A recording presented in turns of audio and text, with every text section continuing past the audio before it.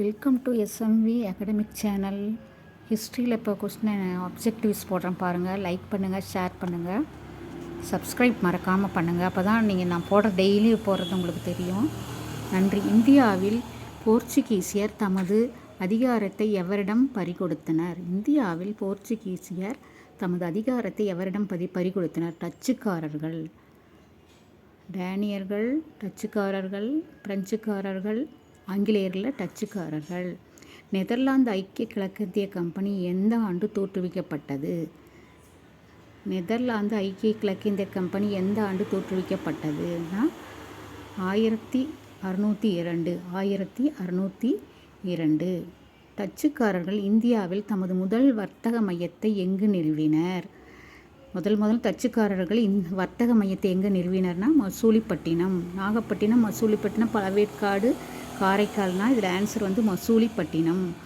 இந்தியாவில் டச்சுக்காரர்களின் முதலாவது தலைநகரமாக விளங்கியது என்னன்னு பார்த்தீங்கன்னா பழவேற்காடு.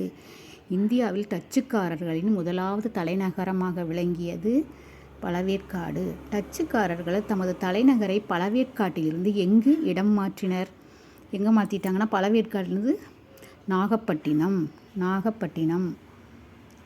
டச்சுக்காரர்கள் வர்த்தகம் செய்த இந்திய பொருட்கள் என்னென்னு பார்த்தீங்கன்னா பட்டு மற்றும் இண்டிகோ, பருத்தி மற்றும் அரிசி, அபினி, இவை அனைத்தும். இது எல்லாமே பண்ணியிருக்காங்க. பட்டு மற்றும் இண்டிகோ, பருத்தி மற்றும் அரிசி, அபினியை தான் டச்சுக்காரர்கள் வியாபாரம் பண்ணியிருக்காங்க. டச்சுக்காரர்கள் எப்பொருள் வர்த்தகத்தில் ஏகபோக உரிமை பெற்றிருந்தனர்?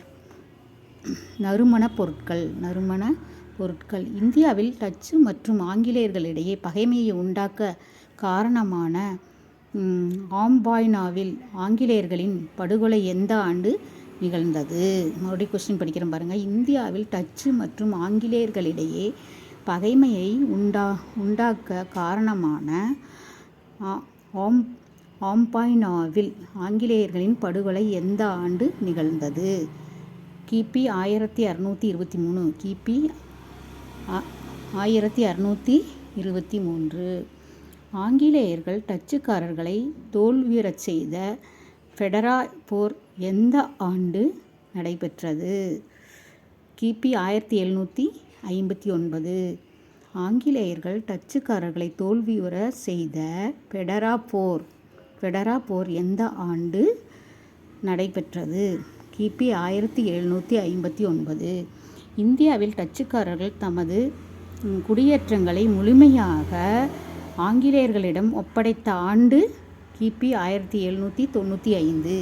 இந்தியாவில் டச்சுக்காரர்கள் தமது குடியேற்றங்களை முழுமையாக ஆங்கிலேயர்களிடம் ஒப்படைத்த ஆண்டு 1795. டச்சுக்காரர்கள் கெல்ட்ரியா கோட்டையை இந்தியாவில் எங்கு கட்டியமைத்தனர்? ரொம்ப முக்கியம் பாருங்கள்.